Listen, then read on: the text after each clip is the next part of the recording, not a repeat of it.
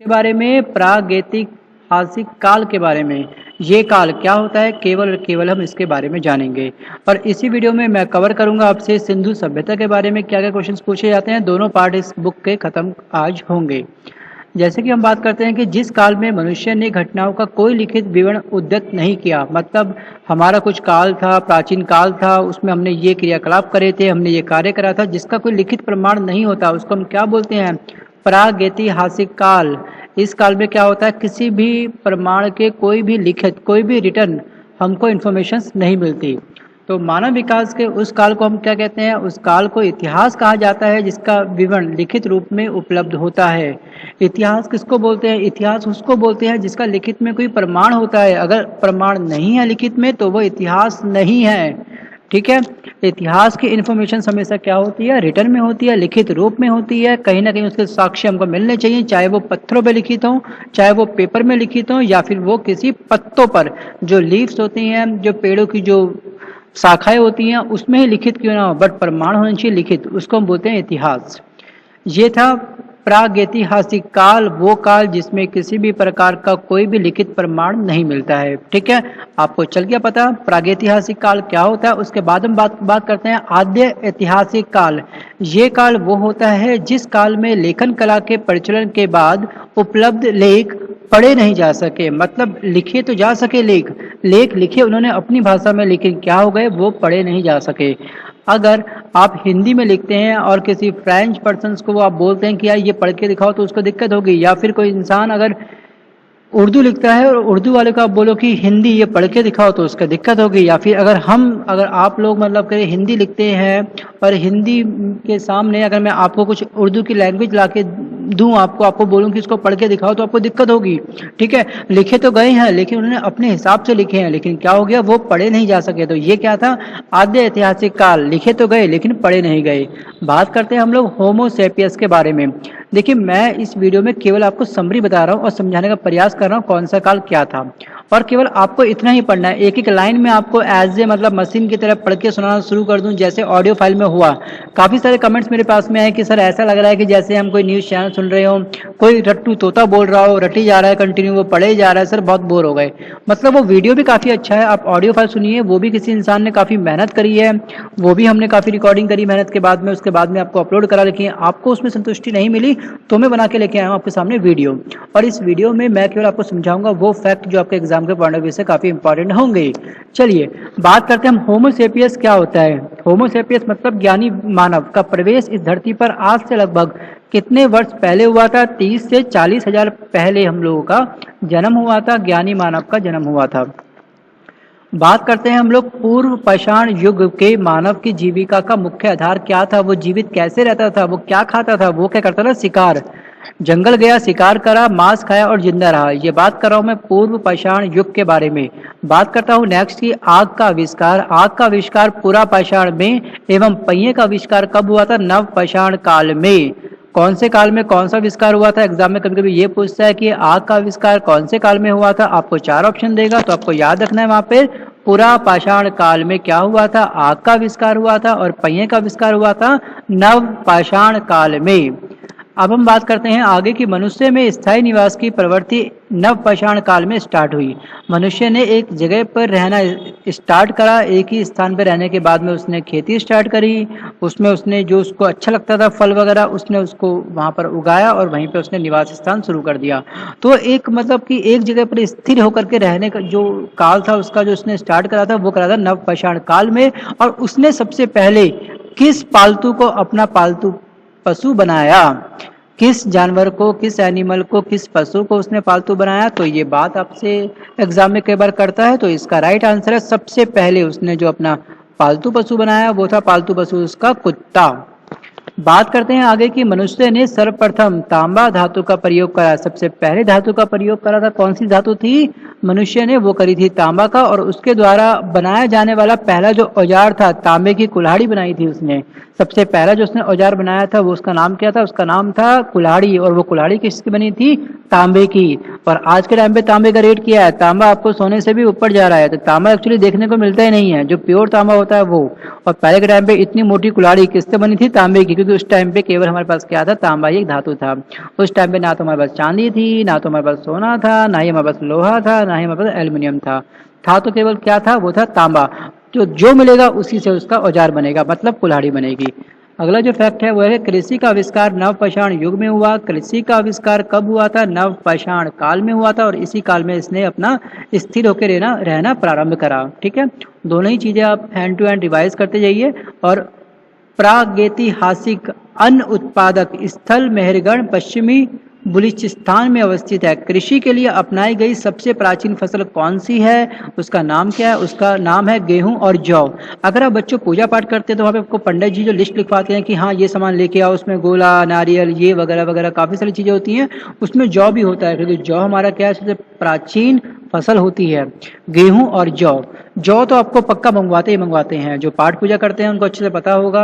और पाठ पूजा आप सभी करते हो, चाहे घर में कोई सा भी मन लग रहे हवन पूजा पाठ क्यों ना हो, तो उसमें आप देखेंगे सामग्री में जौ जरूर लिखा होता है। तो इसलिए आप याद रखिए जौ सबसे प्राचीन फसल है, और गेहूं भी है। बात करते हैं आगे हम लोग कि पलावरम नामक स्थान पर प्रथम भारतीय पुरापाषाण कलाकृति की खोज हुई थी। ठीक है, सबसे पहले पुरापाषाण कलाकृति की खोज कब हुई थी, कहाँ पे हुई थी, ये हुई थी आपकी पलावरम में। नेक्स्ट जो फैक्ट है वो है आपका, भारत का सबसे प्राचीन नगर कौन सा था। भारत का सबसे प्राचीन नगर था वो था मोहनजोदड़ो, और इसकी भाषा क्या थी, सिंधी भाषा में, जिसका अर्थ है मृतकों का टीला। मतलब मृतकों का टीला कहा जाता है किसको, मोहनजोदड़ो को। आगे हम फैक्ट बात करते हैं सिंधु सभ्यता के बारे में। यहाँ से स्टार्ट होता है इस बुक का सिंधु सभ्यता, पेज नंबर 5। देखिए आप एक बात सोच रहे होंगे यार ये बुक नई नहीं है, ये बुक तो काफी ओल्ड है। ये बुक इतनी भी ओल्ड नहीं है, क्योंकि ओल्ड इज गोल्ड, याद रखिएगा, ओल्ड इज गोल्ड। देखिए नई बुक मार्केट में आई क्यों आई, क्योंकि जब पुरानी बुक की जो सेल थी मार्केट में कम हो गई, तो नई बुक को नया डिजाइन करा गया, उसकी चौड़ाई बढ़ा दी गई और लंबाई को थोड़ा सा कम कर दिया गया, और उसमें कुछ एक्स्ट्रा करंट अफेयर 2017 की ऐड कर दी। तो 2017 की केवल करंट अफेयर्स के लिए आप नई बुक परचेज करें, ये कोई लॉजिक नहीं बनता। केवल एक वर्ष की करंट अफेयर्स के लिए आप सिंपल कोई 20-30 रुपए की कोई भी मैगजीन कहीं से परचेज कर सकते हैं। और नई बुक में कवरेज बहुत कम है आपके एग्जाम के पॉइंट ऑफ व्यू से, काफी चीजें उसमें से काट दी गई हैं। लेकिन और जो पुरानी बुक है मैं बताना चाहूंगा, पुरानी बुक काफी बेस्ट बुक है। मैं आपसे दोबारा कहूंगा ओल्ड इज गोल्ड। पुरानी चीजों में काफी दम होता है, हम उसको भूल जाते हैं, हम उसे छोड़ देते हैं, नई चीज अपना लेते हैं, लेकिन हम ये नहीं देखते कि उसकी क्या क्या हानियां हो सकती हैं। लोगों के अंदर भूत सवार है कि पुरानी किताब रखी है तो वो रखी रह गई, और नई बुक आ गई तो सेम बुक वही नई परचेज करके मार्केट से ले आए। तो नई बुक मत लाइए, आपके पास पुरानी बुक है, केवल उस पर फोकस करिए, और उसमें से मैं डैम श्योर कि आपका बहुत कुछ कवर हो जाएगा। चलिए मैं बात करता हूं अब सिंधु सभ्यता के बारे में कि रेडियो कार्बन C14 जैसी नवीन विश्लेषण पद्धति के द्वारा सिंधु सभ्यता की सर्वमान्य तिथि क्या रखी गई, ये थी 2350 ईसा पूर्व से लेकर के 1750 ईस्वी मानी गई है। ठीक है, कौन से काल के बीच को माना गया कि सिंधु सभ्यता थी, तो ये काल था आपका 2350 से लेकर के 1750 ईस्वी के बीच में। अब सिंधु सभ्यता की खोज आखिरकार किसने करी थी, कब करी थी, हम इसके बारे में बात करेंगे थोड़े ही समय में इसी वीडियो में। लेकिन आप याद रखिए राय बहादुर दयाराम साहनी, आपको एग्जाम में केवल नाम देगा दयाराम साहनी, तो आप याद रखिए केवल दयाराम साहनी, आगे कोई भी नाम देता है तो आप उस पर टिक लगा के अपना आ जाइएगा। ठीक है, आगे हम बात करते हैं फिलहाल की ये जो हाईलाइट कर रखा है मैंने एरो, इसमें फोकस करते हैं हम लोग कि सिंधु सभ्यता या सैंधव सभ्यता नगरीय सभ्यता थी। ठीक है, आपसे एग्जाम में पूछता है कि सिंधु सभ्यता किस प्रकार की नगरीय सभ्यता थी, तो आपको याद रखिएगा नगरीय सभ्यता तो ये थी।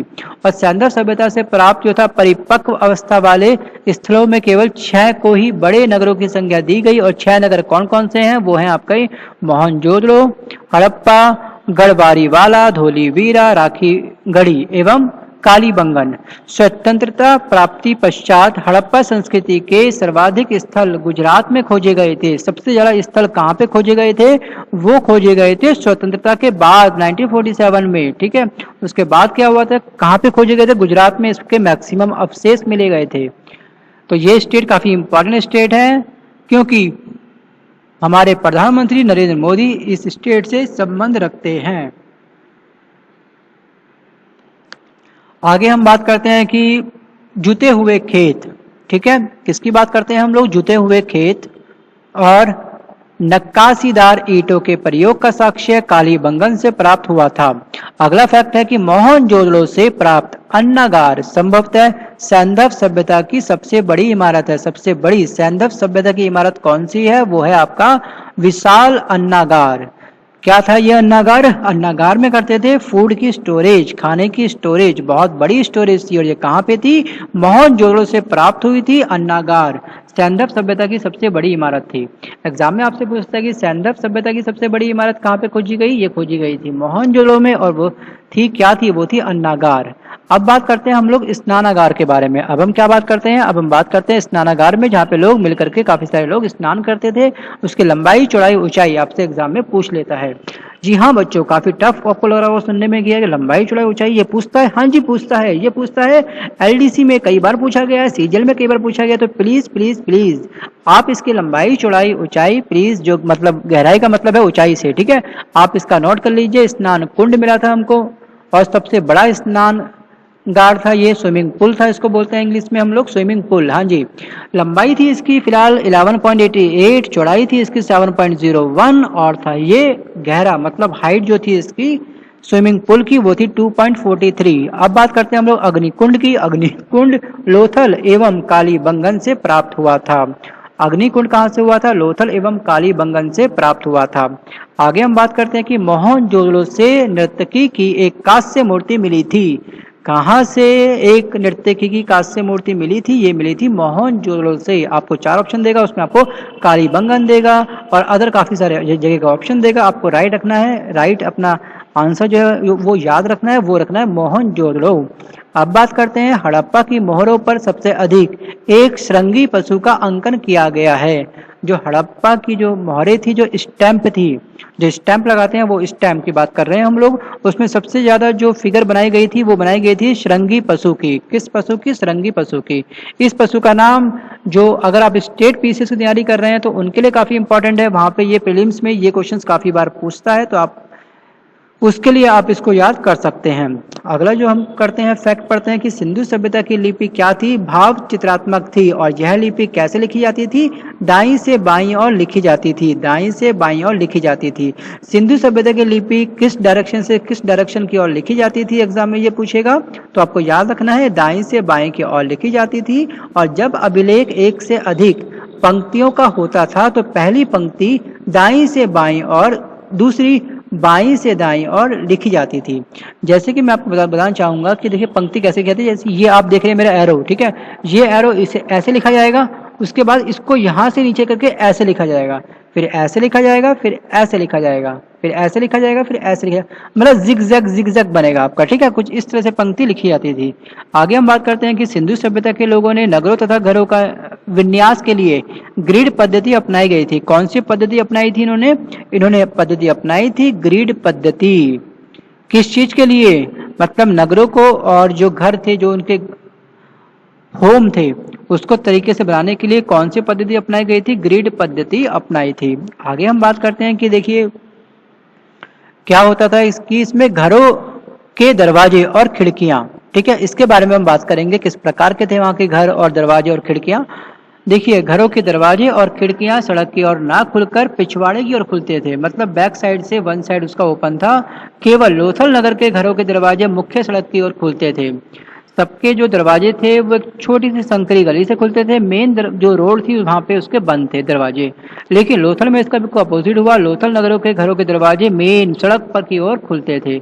अगला जो है सिंधु सभ्यता की मुख्य फसल क्या थी? सिंधु सभ्यता की जो मुख्य फसल थी वो थी गेहूं और जौ। याद रखिएगा गेहूं और जौ अभी हमने देखा, ठीक है। उसके बाद मीठे में ये लोग क्या खाते थे? सैंधव वासी मीठे में क्या खाते थे? जैसे कि हम लोग आज के दौर में मीठा बहुत कुछ खाते हैं, जैसे कि मीठे के हमारे पास काफी सारे ऑप्शंस हैं। अगर आपके घर के पास में बिल्कुल होगी एक हलवाई की दुकान, वहां जाइए, आपको मीठे के काफी सारे ऑप्शन, काफी सारे विकल्प आपको मिल जाएंगे। लेकिन सिंधु सभ्यता में केवल एक ही विकल्प था, वो था आपका क्या था? सैंधव सभ्यता वाले जो वासी थे वहां के लोग मिठास के लिए केवल शहद का प्रयोग करते थे। शहद कहाँ से मिलता है? मधुमक्खी के छत्ते से।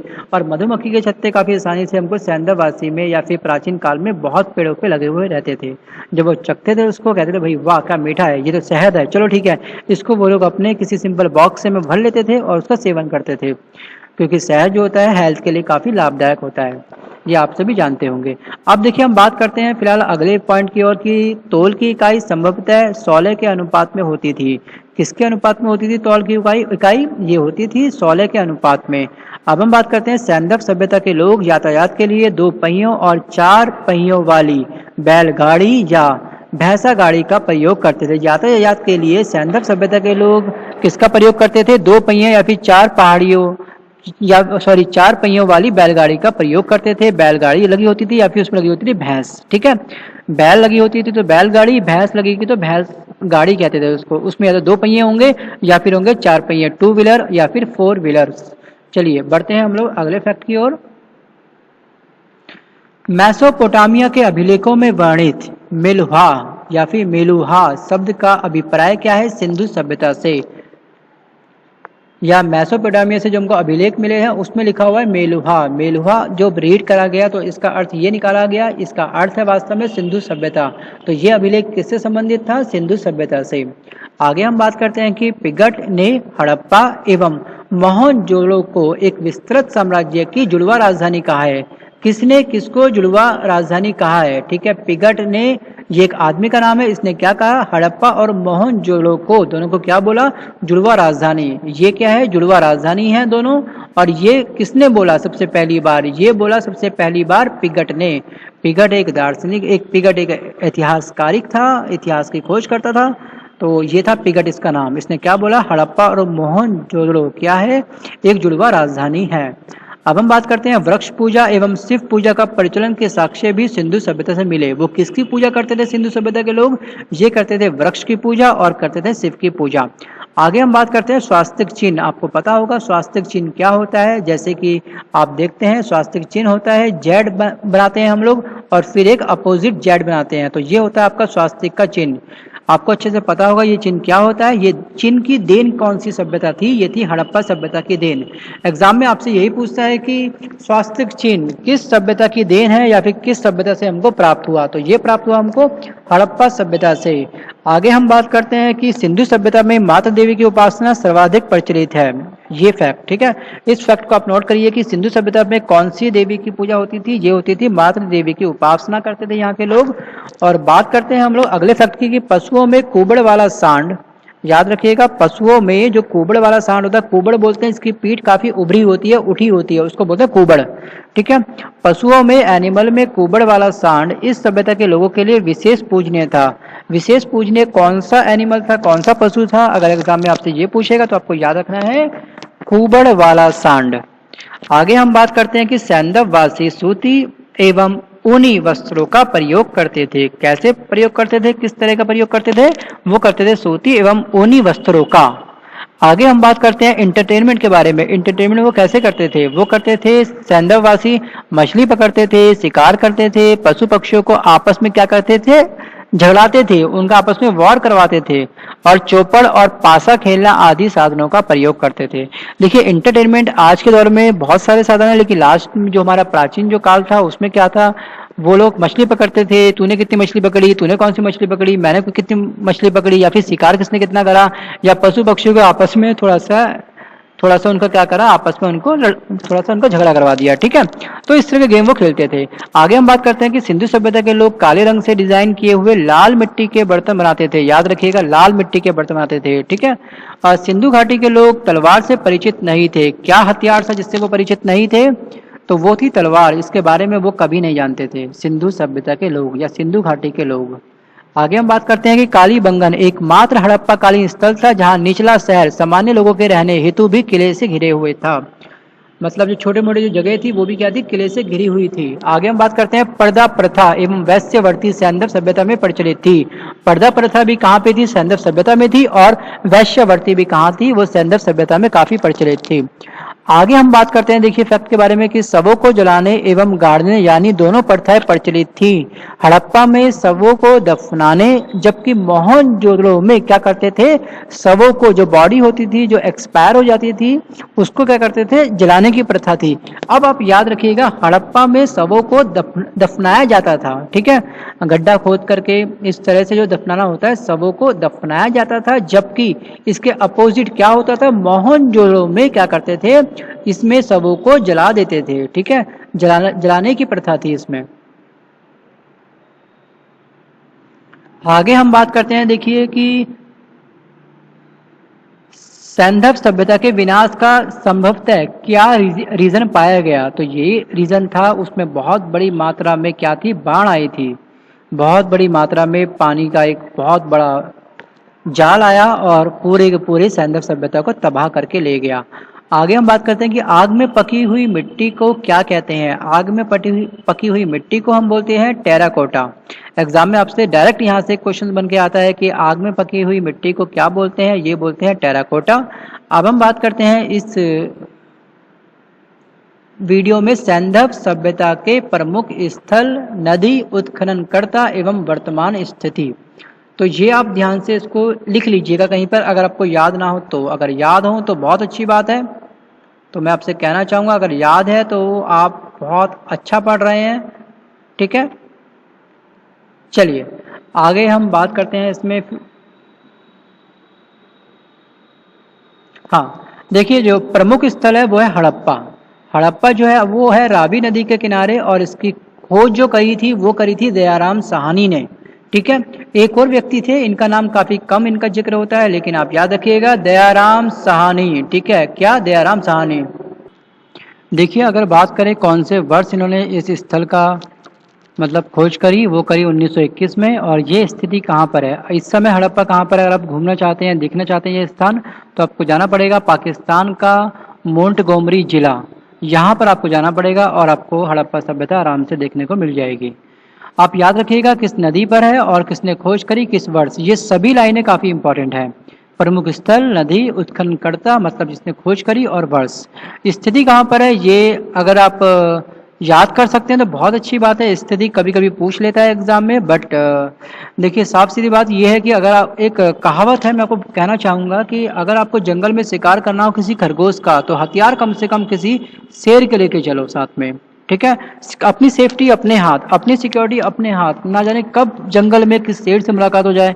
आप उसको ये थोड़ा बोलोगे भैया हम तुझको मारने नहीं आए थे, हम तो खरगोश को मारने आए थे, बेटा थोड़ा साइड हो जा, साइड हो जा, हमको मत मार, हमको मत खा। ऐसा नहीं बोलोगे ना आप उस समय। तो इसलिए सिक्योरिटी अपने हाथ में रखिए कम से कम। एक एग्जाम एक जंगल के समान है, मैं आपसे यही कहना चाहूँगा, ठीक है। चलिए बढ़ते हैं। फिलहाल पॉइंट नंबर 2 है हमारा मोहनजोदड़ो। ये हुआ था, ये है फिलहाल सिंधु नदी के किनारे, और इसकी खोज करी थी राखल दास बनर्जी ने। और किस वर्ष करी थी खोज, ये करी थी 1922 में। राइट नाउ एट प्रेजेंट, वर्तमान समय में ये कहाँ पर है, ये है पाकिस्तान के सिंध प्रांत का लरकाना जिला। आगे हम बात करते हैं कालीबंगन। चन्हू दड़ो चाहो तो आप स्किप कर सकते हो, एग्जाम में बहुत कम पूछा जाता है और ये शायद ना के बराबर पूछा जाता है, तो इसलिए मैंने इसको कवर नहीं करा है। मैं बात करता हूँ कालीबंगन की। यह है घग्गर नदी के किनारे, और इसकी खोज करी थी बीबी लाल और एव बी के थापर ने, ठीक है। बी के थापर ने करी थी इसकी खोज, और लाल ने करी थी इसकी खोज। कब करी थी, 1953 में, आज़ादी के बाद। और राइट नाउ एट प्रेजेंट इसका स्टेटस कहाँ पर है, ये कहाँ पे सिचुएटेड है, कहाँ पर ये स्थित है, ये है फिलहाल राजस्थान के हनुमानगढ़ जिले में। आगे हम बात करते हैं लोथल की। Point number 8 Lothal. लोथल है आपका भोगवा नदी के किनारे, और इसकी खोज करी थी रंगनाथ राव ने 1955 में एवं 1962 में। इसकी खोज दो अलग अलग डेट में हुई थी। थोड़ी खोज हुई थी 1955 में, उसके बाद इसकी खोज दोबारा लोथल गए, दोबारा गुजरात के अहमदाबाद जिले में गए, दोबारा खोज करी। थोड़े साक्ष्य हमको और प्राप्त इसके हुए, वो हुए कहाँ से, गुजरात के अहमदाबाद जिले में। अब हम बात करते हैं पॉइंट नंबर 12। जो इंपॉर्टेंट है केवल उतना ही हम लोग कवर करेंगे इसमें, ठीक है। आगे है धोलावीरा। धोलावीरा जो किस नदी के किनारे है, ये किसी नदी के किनारे स्थित नहीं है। फिलहाल इसकी खोज किसने करी थी, ये खोज करी थी, हम बात करते हैं रविंद्र सिंह बिष्ट ने ये खोज करी थी। और कब करी थी, अभी हाल ही में 1990 से लेकर 91 के बीच में, पूरा 1 साल लगा इसकी खोज हुई थी। और उसके बाद गुजरात के कच्छ जिले में इसकी स्थिति है। अगर आपको जाना है देखने के लिए धोलावीरा तो आप जा सकते हैं गुजरात में। तो बच्चों आज के इस वीडियो में बस केवल इतना ही मैंने कवर करा सिंधु, और बात करी आपसे मैंने प्रागैतिहासिक काल के बारे में। आगे मैं आपसे बात करूंगा वैदिक सभ्यता के बारे में। और फिलहाल इस वीडियो में केवल और केवल इतना ही। एक जरूरी इन्फॉर्मेशन मैं आपको देना चाहूंगा कि अगर आपके पास समय बहुत कम है